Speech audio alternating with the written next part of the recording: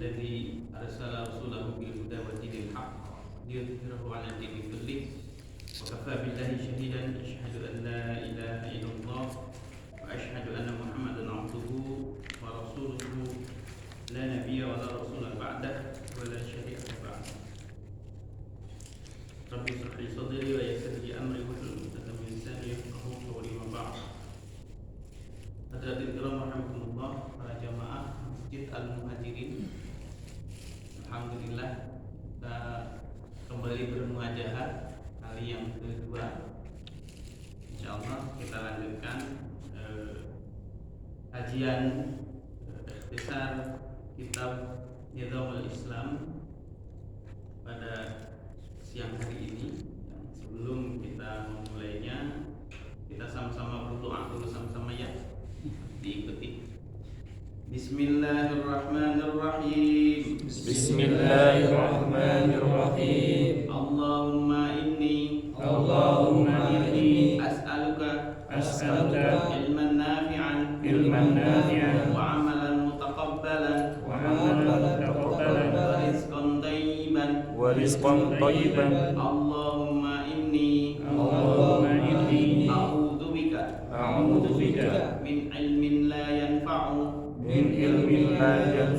wa qalbin la yakhsha'u wa du'ain la yusma'u wa amalin la yurfa'u raditu billahi rabba wa bil islami dina wa bi muhammadin nabiyya wa rasula rabbi zidni ilma warzuqni fahma bi rahmatika ya arhamar rahimin. Bismillahirrahmanirrahim. Dengan materi kita insyaallah masih membahas tentang judul besarnya yaitu Tariqul Iman. Tariq adalah jalan ya yang berbicara silakan jalan.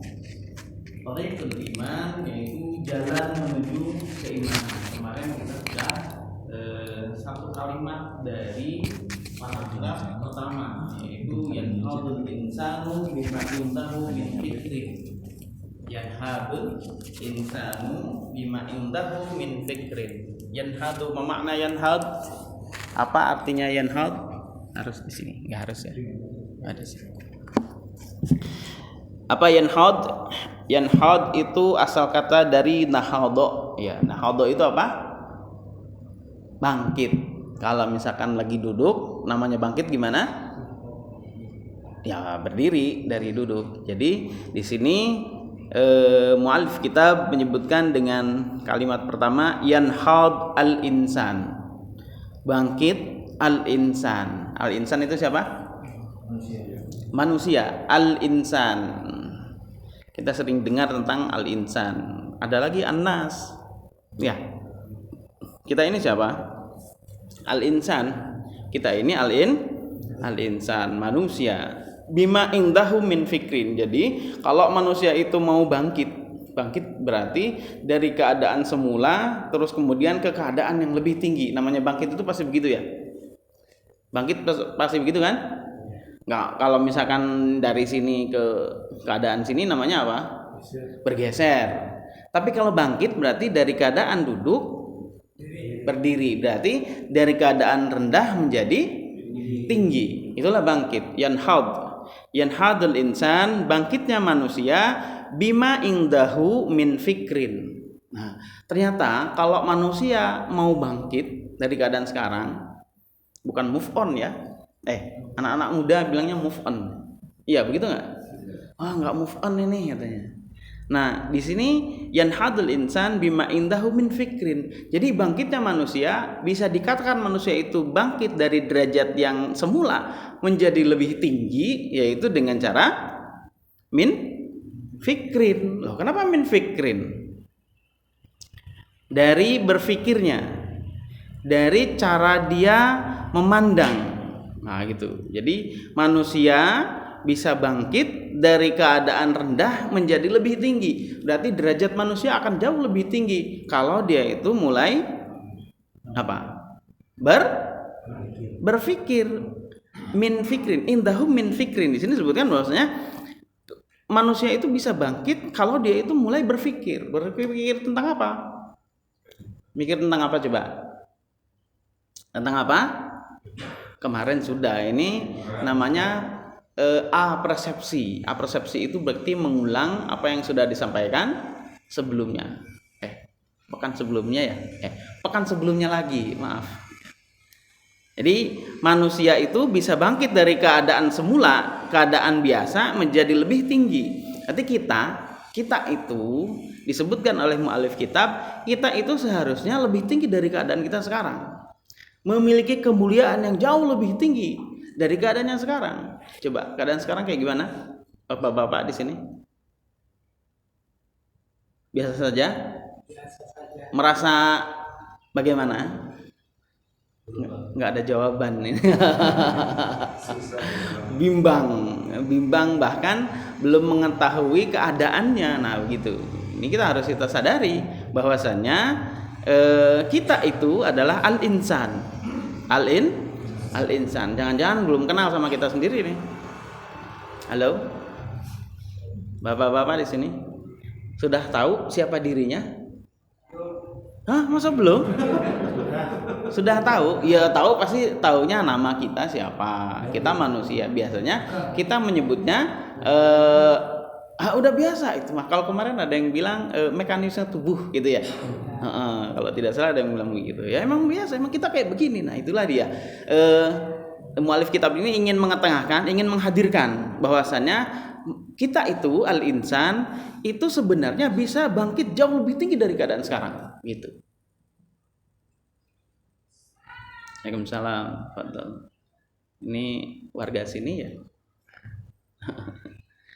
Yanhadul insanu bima indahu min fikrin. Jadi manusia bisa bangkit dari keadaannya yang sekarang. Berarti ini ngomongin kita ini nih.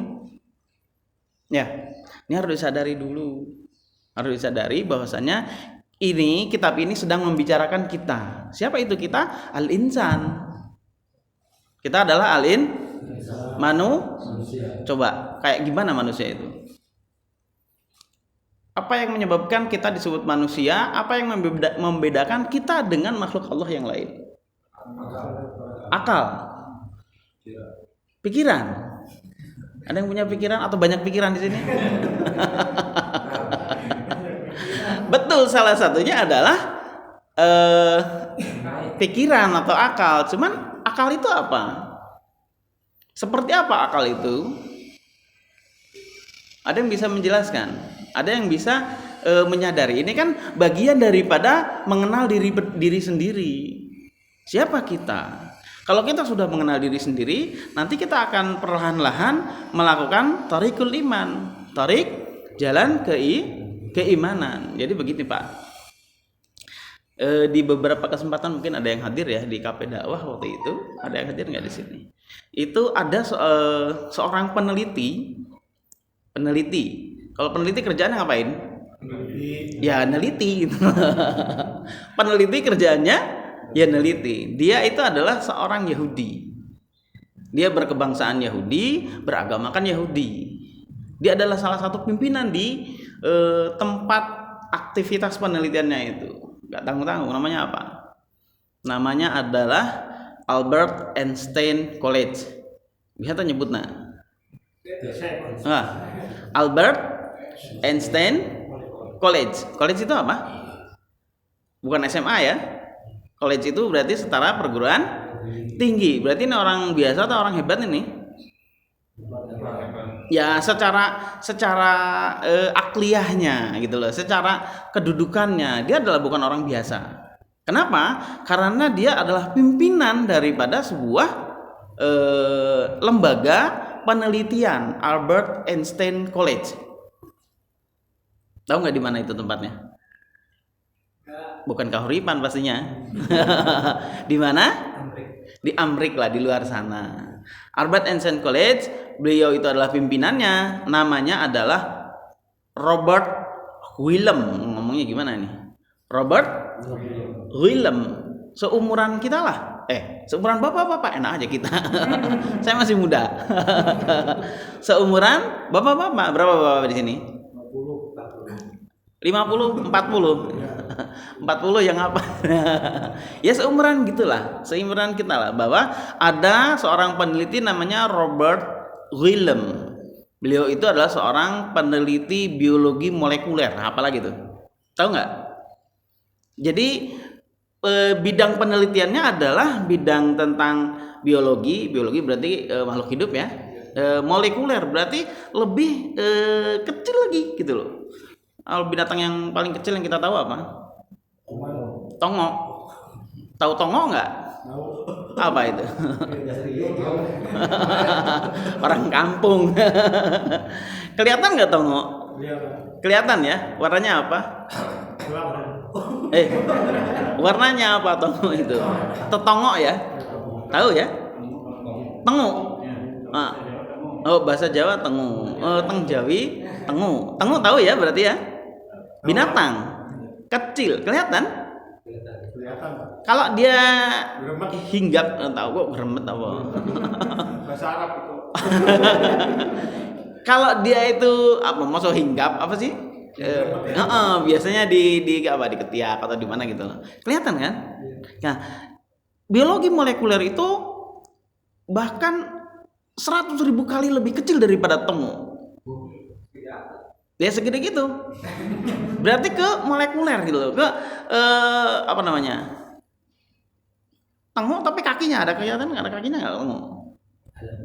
Ada, kelihatan. Karena jalan dia. Ya seperti itu. Jadi beliau ini peneliti biologi molekuler di Albert Einstein College. Fokus penelitian dia untuk beberapa tahun terakhir itu adalah meneliti tentang bagaimana Islam, orang Yahudi ini tertarik dengan konsep Islam. Bagaimana Islam memiliki konsep iddah. Tahu iddah? Iddah. Tahu iddah nggak? Jarak. Oh jarak. Masa iddah. Waktu. Masa iddah. Masa iddah itu kalau gimana? Masa tenggang. Oh koyo perdana wae. Iyalah, pokoknya begitu. Jadi kalau seorang muslimah dia itu menikah, terus kemudian dia itu bercerai, entah cerai mati atau cerai hidup. Itu ketika diputus talak atau cerai, maka dia tidak boleh menikah lagi dalam syariat Islam. Ya, tidak boleh menikah lagi dalam kurun waktu tertentu, disebutnya iddah. Berapa iddah? 3 kali? 3 bulan. 3 bulan? 9 hari. 3 bulan 10 hari. Iya 3 bulan itu 90 hari. Oke, paham lah. Jadi begini. Jadi dalam Islam, dalam agama kita itu ada yang namanya mekanisme kuru. Jadi ada iddah. 3 kali masa iddah. 1 kali iddah itu 3 kali suci, begitu. Dia tidak boleh, kan begitu ini ya? Semua orang kayaknya paham harusnya. Paham kan? Atau pura-pura nggak paham diam nih? Oh begitu. Iya, ada namanya masa iddah. Masa iddah itu adalah masa di mana seorang wanita ketika dicerai atau cerai hidup atau cerai mati, maka dia tidak diperbolehkan dalam syariat itu menikah kembali sebelum selesai masa iddah itu. Nah, Robert Willem ini penasaran dia. Emang yang penasaran biasanya orang luar ya. Kita pernah kepikiran nggak mikirin itu? Kita mah sami'na wa ata'na, tapi nggak tahu padahal kita ilmunya apa itu. Apa di balik hal itu? Di balik syariat itu ada apa sih?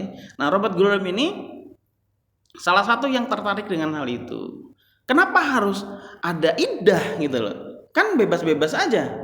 Udah cerai, besok lusa, ketemu lagi, menikah. Ternyata dia meneliti bahwasanya di dalam diri seorang wanita, nah ini di seorang wanita, ibu-ibu nih yang mendengarkan, di dalam diri seorang wanita ini Allah Maha tahu terhadap hambanya. Inilah bukti bahwa Allah menurunkan syariatnya untuk kaum muslimin, menunjukkan bahwasanya Allah Maha tahu terhadap kondisi hambanya gitu, dan kita belum tahu. Nah, ini ada sumbangsi dari Robert Guillem melakukan penelitian kenapa harus ada iddah. Jadi para wanita ketika sedang menjalankan masa iddah, maaf ya menyebut begini, seorang wanita ketika dia itu bersama suaminya, maka ada kode genetik ya, ada jejak genetik pada dirinya. Nah, ngerti tuh ya? Ngerti Pak? Oh, serius banget sih ngelihatnya.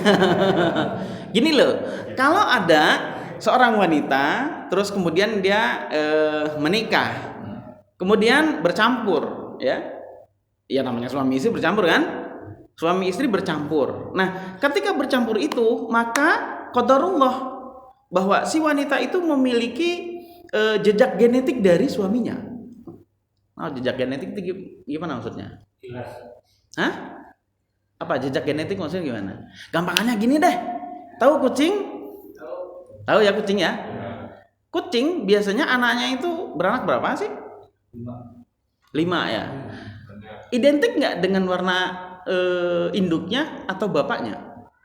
Identik. Pernah lihat ya? Ada kucing anaknya 5. Loh kok ini kuning? Loh kok yang ini hitam? Nah, berarti itu sebenarnya ada jejak genetik dari kedua indukannya itu. Nah, gitu maksudnya. Jadi kalau kita melihat anak kita ada kemiripan dengan kita, itu jejak genetik itu, ya kan? Yuk malah aneh kalau anak kita nggak mirip sama kita, ya kan? Tapi ini terjadi. Jadi begini, ya gampangannya kayak gitu. Gampangannya adalah seorang wanita ketika dia itu bercampur dengan suaminya, maka dia menyimpan jejak genetik. Dan selama dia bersama suaminya, maka jejak genetik itu tetap ada. Jadi nanti keturunan yang dihasilkannya itu memiliki genetik si suaminya, gitu.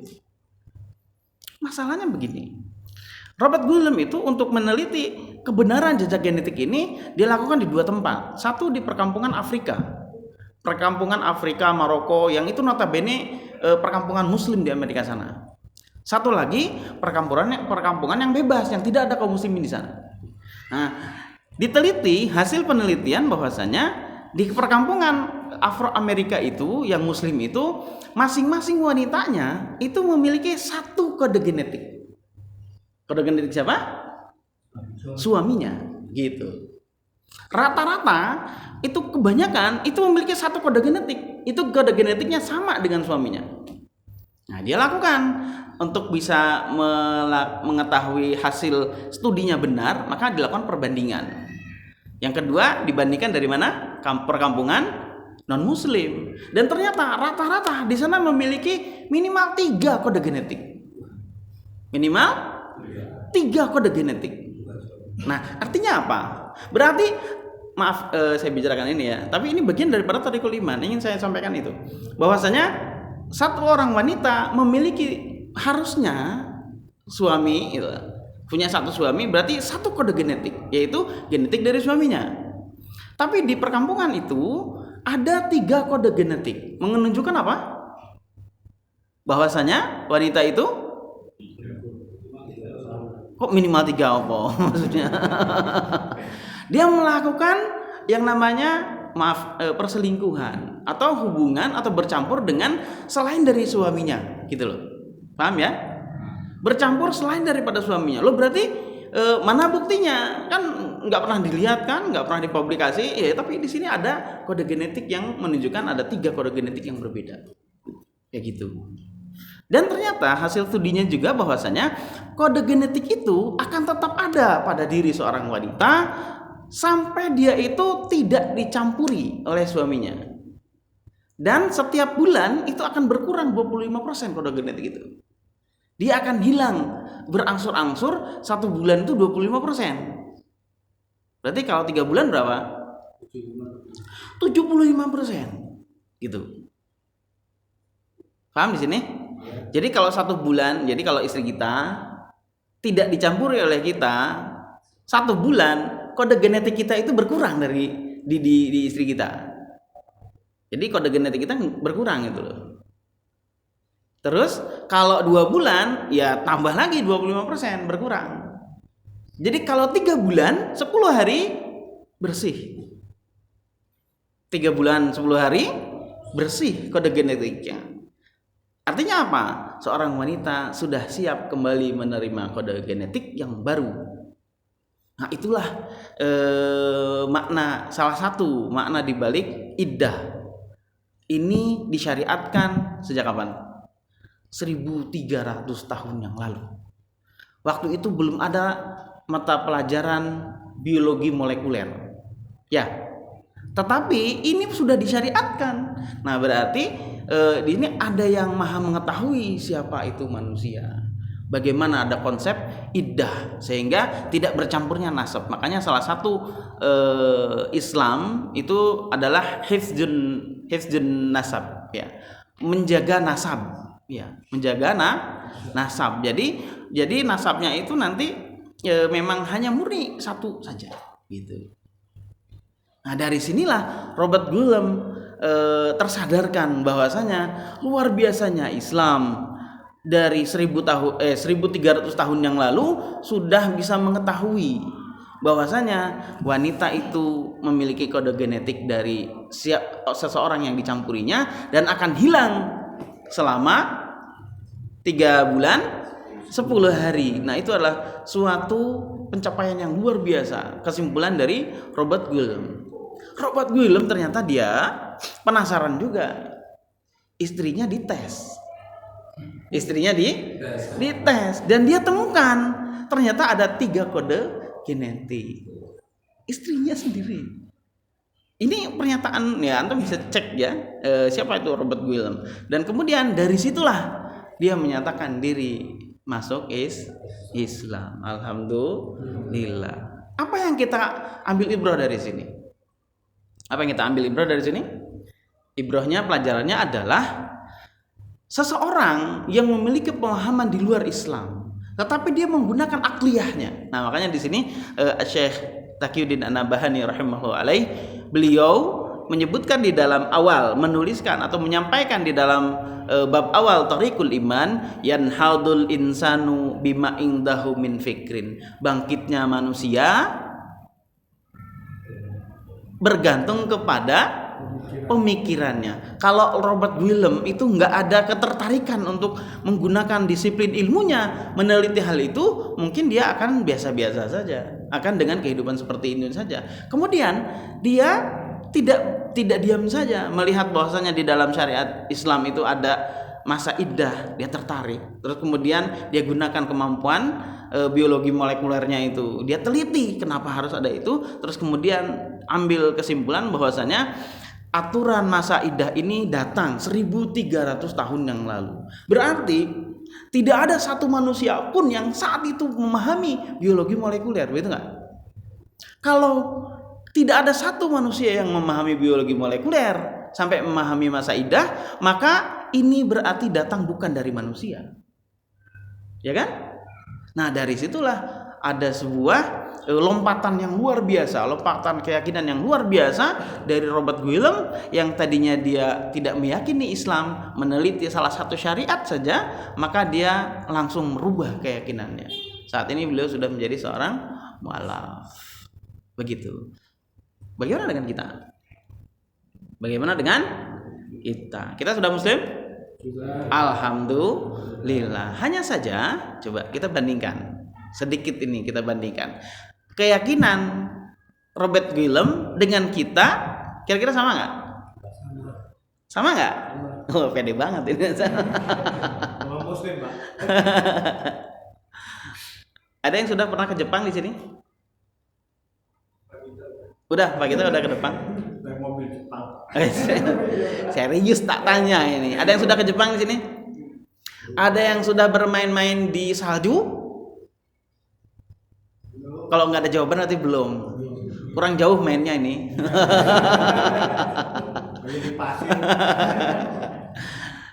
Coba kalau misalkan ada yang sudah ke Jepang misalkan, terus kemudian diceritakan bahwasanya di Jepang tuh begini, kalau terutama di musim salju. Nah, menceritakan musim salju. Dingin, Pak. Dingin katanya. menceritakan musim salju dingin katanya. Kemarin Al Fakir diceritakan sama salah seorang sahabat. Beliau umroh dengan salah satu travel umroh dari Ma'had Syaraful Haramain.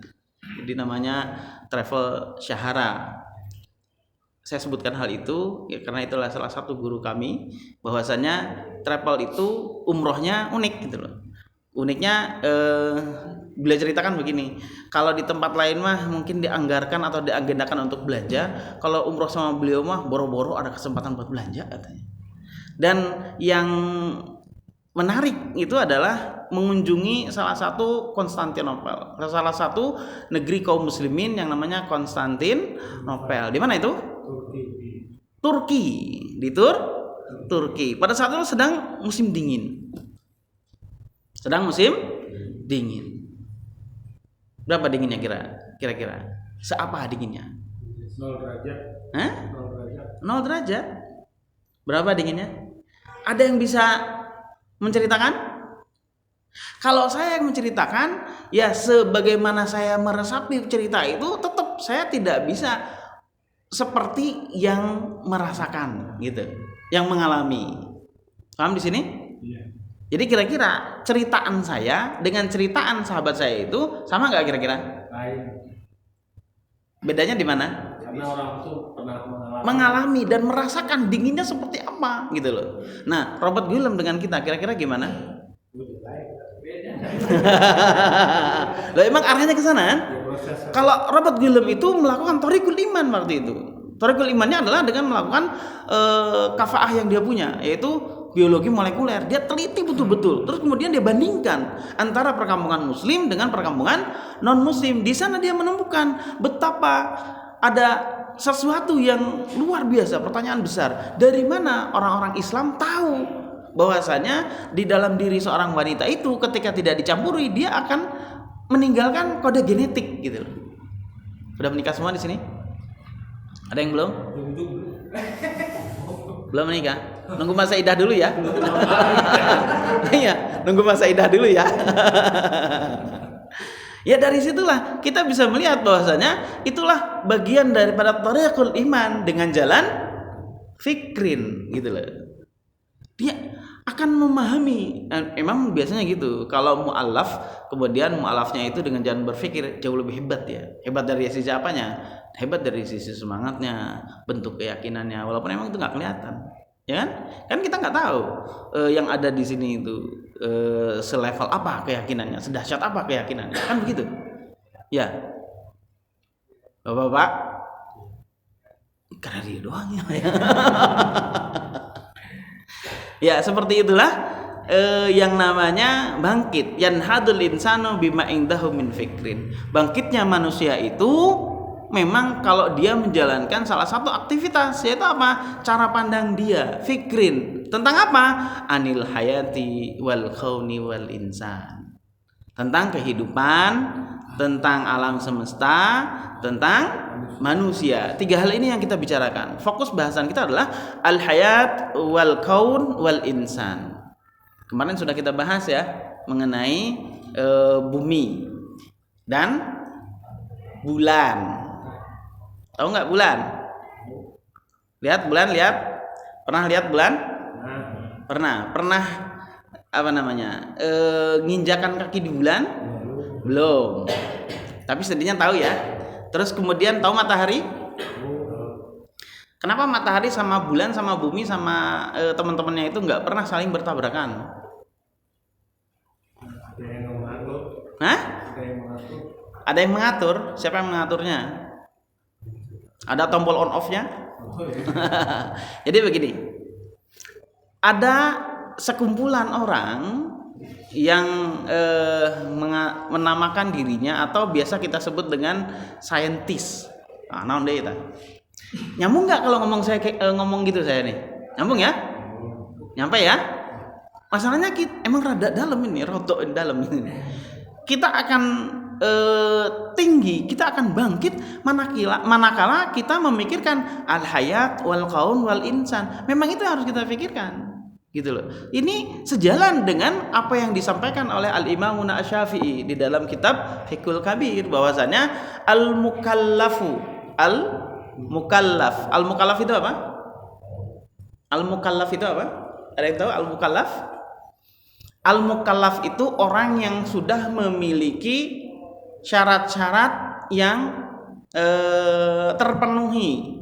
Dia itu sudah memiliki syarat-syarat terpenuhi, sudah lengkap inderanya, sudah memiliki kesempurnaan akliyahnya, sudah cukup umurnya. Al-mukallaf itu maksudnya. Mukallaf berarti orang-orang yang sudah memiliki kesempurnaan akal. Oh, balik. Nah, begitu. Susah amat sih ngomong balik. Ya kan biar begitu ya, Pak ya. Nah, berarti sudah terbayang nih. Al-mukallaf itu balik, ya. Kewajiban pertama al-mukallaf itu adalah dia harus melakukan thariqul iman dengan jalan berfikir. Nah, ini di dalam kitab Al-Imam Asy-Syafi'i juga sama seperti itu. Bahwa setiap yang sudah mukallaf, yang sudah balik. Bapak di sini pernah balik, Pak? Nah, Wah, diem-diem aja. Jangan-jangan belum balik ini. pernah ya? pernah pergi terus balik. Sudah balik itu artinya dia sudah memiliki semua tools apa tools? Semua perangkat untuk mengarungi kehidupan. Iya, hormonnya dia sudah lengkap, terus kemudian indranya sudah sempurna, ditambah lagi al-akal, akalnya sudah sempurna. Bagaimana sempurnanya akal? Bagaimana sempurnanya akal? Coba ada yang bisa tahu? Bandingkan yang sempurna dengan yang tidak sempurna. Bisa membedakan. Bedakin apa? Membedakan antara buruk dan jelek. Buruk dan bagus. Membedakan. Ini jeung parawan gitu. Itu mah bukan mukallaf. Ya seperti itu ya. Kita lihat anak-anak, dia belum balik, dia belum sempurna akal. Makanya tingkah lakunya ya seperti itu. Beda dengan orang-orang yang sudah sempurna akal. Maka tingkah lakunya udah nggak kayak anak-anak gitu loh. Anak-anak bersikap seperti itu lucu karena belum lengkap akalnya, ya. Anak-anak biasanya kalau ngomong, "Nah, ini apa, Nak?" "Itu keong." "Oh, koengnya, Bi." gitu loh. Keong disebut koeng, lucu. Tapi kalau udah gede, ih, malah jijik gitu ya. Pak Gito misalkan kayak gitu. Jadi anak-anak dia itu, kita pernah anak-anak? Pernah ya? Ingat nggak waktu anak-anak kayak gimana? Pak Idris gimana waktu anak-anak? Lucu nggak antum? Lucu. Lah kok pede lucu? Oke. Jadi ingat nggak bapak-bapak masa anak-anak kayak gimana? Bahagia. Ceria. Enggak gini. Kalau masa anak-anak kita ingat, sebenarnya itu sudah mendekati sempurna akalnya. Sudah mendekati sempurna karena kita ingat. Ada nggak masa-masa yang kita nggak ingat gitu loh? Banyak ya. Nah itulah dia belum sempurnanya akal. Kita pernah mengalami hal itu ya? Atau masih? Hah? Iya. Nah itulah belum sempurnanya akal. Maka ketika dia itu udah sempurna akal, dia akan ada prosesi seorang manusia mengalami atau mendapatkan kesempurnaan akal. Biasanya kalau laki-laki gimana? Ngompol, mimpi jima, ya. Biasanya laki-laki. Bapak-bapak begitu, Pak? Enggak ini. Lo enggak, serius saya nanya. Lo ini kan fikih kan? Kalau fikih kan harus jelas kan? Karena begini, kita harus sadari bahwasanya ini sadari nih. Umur ada berapa nih sekarang? Umur berapa nih? Rata-rata nih. Ada yang umur 32? Ada. Mana 32? Enggak ada di sini. 28 semua di sini. Masya Allah. Berapa? Oke lah. Taruhlah kita umur 40 lah. Diskon Pak, diskon 40. Masa balik kita kapan? Ingat-ingat lah masa lalu kita waktu kecil. Balik kapan kira-kira? SD? Umur berapa lah? Umur 12 tahun ya? 12 tahun. Ingat. Nah berarti saat itulah Allah telah memberikan tools yang sempurna kepada kita. Apa pentingnya kita sadari hal itu? Penting. Kenapa? Karena pada saat itulah kita diberikan pilihan yang full oleh Allah Subhanahu wa taala. Pilihan apa? Untuk hidup. Kemarin sudah disampaikan ya. Fa'alhamaha fujuraha wa taqwaha. Fa'alhamaha fujuraha wa taqwaha. Anak-anak belum diberikan kesempatan seperti itu. Kenapa? Karena dia belum sempurna akal. Tapi kalau yang sudah sempurna akal, maka dia boleh memilih dan bebas memilih. Fa'alhamaha fujuraha wa taqwaha. Boleh manusia itu memilih mau berbuat fajir atau berbuat takwa. Tidak ada paksaan pada manusia untuk berbuat satu dan yang kedua itu. Nah, itu diberikan oleh Allah manakala manusia atau kita sudah memiliki kesempurnaan akal. Nah, pada saat sempurna akal itulah oleh Allah kita dimintai pertanggungjawaban. Berarti dihitung pada saat itu. Malamnya kita mimpi, paginya kita ngapain? Mandi kan? Emang kewajiban harus mandi. Harus mandi. Paginya kita mandi. Nah, pada saat mandi itulah atau enggak mandi itu sudah dihisab oleh Allah. Udah berapa lama tuh? Halo? Sudah berapa lama? 40 tahun. 40 tahun yang lalu. 40 tahun yang lalu. Masya Allah. Ini bukan nakut-nakutin, tapi memang betapa beratnya kita. Dari sejak kita balik sampai kita duduk hari ini di sini, itu sebelumnya sampai kita balik itu dihisab oleh Allah Subhanahu wa taala. Banyakan mana, Pak? Banyakan mana? Banyakan mana? Tadi fa'alhamaha fujuraha wa taqwaha. Coba banyakan mana? Kok cicing wae? Banyakan takwa, banyakan fajirnya. Loh, itu kan dari Allah Subhanahu wa taala, wa hadainahun najdain. Ya kan begitu? Allah memberikan dua jalan, wa hadainahu najdain. Ini aku berikan dua jalan. Ini mau berlaku apa? Sudah aku berikan sempurna tools untuk hidup, yaitu akal. Begitu. Namun ngaji, kalau enggak ngaji ya nggak tahu ya, berbuat ya seperti biasanya orang manusia berbuat ya. Setelah itu kita ngapain? Main, tetap sekolah, bangor, nyawa bangor tuh apa? Beling. Oh, beling. Ngerti beling sampean? Hah? Enggak, badung. Ya apa itu gitu loh. Ngumpetin sendal teman, bahkan mungkin jauh lebih daripada itu. Allahu a'lam. Tapi ingat, kita flashback nih. Kita bernostalgia dengan masa-masa kita ya, tapi sekaligus mengingatkan bahwasanya hari ini kita duduk di sini bahwa ternyata kehidupan kita sejak balik itu sampai hari ini itu dihisab oleh Allah Subhanahu wa taala. Isinya apa? Hanya Allah dan antum yang tahu. Ya kan? Backgroundnya seperti apa? Willem gimana Willem? Kembali ke Willem. Robert Willem sama dia juga kan memiliki masa anak-anak, terus kemudian memiliki kesempurnaan akal, tapi dia non muslim, dia Yahudi. Baru beberapa bulan yang lalu dia masuk Islam. Dihisab gak? Sejak kapan hisabnya? Sejak masuk Terus yang sebelumnya dihapus. Dimulai dari nol gitu. Emang Robert dulu orang Pertamina. Iya, enak. Dia akan dimulai dari nol lagi.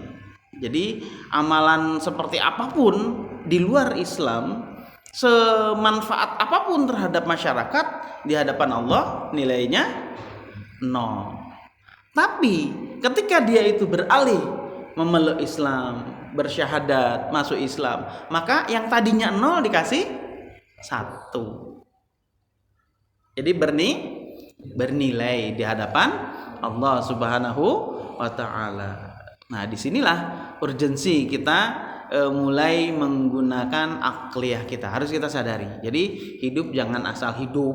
Itu di sini lebih ke arah mu'alif kitab lebih menekankan kepada manusia bahwasanya sadari bahwa kita adalah manusia dan setiap manusia itu bisa bangkit dari keadaan yang terpuruk yang seperti saat ini. Sepertinya kita terpuruk nggak nih? Terpuruk, nggak bisa beli beras gitu ya Pak? Apalagi kok terpuruk kayak gitu loh. Nah nanti kita pelan-pelan kita sadari ya, terpuruk dari sisi apa? Seperti apa terpuruknya itu? Ya, kok nelongso banget gitu Pak melihatnya. Aku ngomong terpuruk kok kayak ya inilah yanhadul insanu bima indahu min fikrin. Bangkitnya manusia itu karena dia bangkitnya dalam berpikir. Memikirkan apa? Min fikrin anil hayati wal kauni wal insan. Ya, memikirkan kehidupan, alam semesta dan manusia. Manusia itu al-insan. Coba ciri manusia itu apa, Pak? Berakal. Nah, tadi nanya berakal deh. Emang berakal doang manusia itu cirinya? Berkembang biak. Loh, kok masa wasar sekali Pak ngomong manusia berkembang biak gitu. Kayak bebek gitu loh. Iya, kita bedakan di sini ya. Artinya ada kok bisa manusia menyebutnya berkembang biak, padahal itu lebih layak kepada binatang ya. Ternyata binatang juga berkembang biak, sama. Binatang hidup ya, sama hidup. Kita hidup sama. Dia makan, binatang makan, kita makan nggak? Makan. Binatang kawin, kita kawin nggak? Binatang kita nikah, binatang nikah nggak? Kenapa nggak nikah? Nggak berakal. Pernah lihat ayam nikah? Belum. Loh kenapa binatang nggak nikah tapi dia kawin? Kenapa manusia menikah? Manusia punya? Kenapa manusia punya syariat? Dari mana tahu kalau itu syariat? Kenapa manusia? Syariat dari mana? Loh iya, ini kita ramu dulu ya, pelan-pelan. Kaitkan dengan yang tadi bahwa kita sama juga manusia, pernah kecil, terus kemudian Allah karuniakan kesempurnaan akal. Sepakat saya, ada kesempurnaan akal. Pada saat itulah Allah berikan dua jalan, wahadainahun najdain, terus fa'alhamaha fujuraha wa taqwaha. Pada saat itulah ada dua jalan yang akan kita ambil, apakah jalan ke takwa atau jalan fajir, seperti itu. Nah, saat itulah sudah dihisab oleh Allah Subhanahu wa taala. Terus kemudian kita harus menyadari siapa diri kita. Harus menyadari siapa diri kita. Diri kita adalah al-insan. Al-insan manusia. Manusia itu makhluk hidup. Ternyata bukan hanya manusia yang hidup di dunia ini. Hewan juga makhluk hidup. Ada kesamaan manusia dengan hewan? Apa samanya? Makannya. Sama-sama makan. Sama-sama makan. Sama hidup. Sama-sama berkembang biak. Sama-sama kawin. Lain sama-sama nikah Pak ya? Bukan. Kenapa manusia menikah? Kenapa hewan tidak menikah? Kenapa? Hewan nggak ada penghulunya Pak.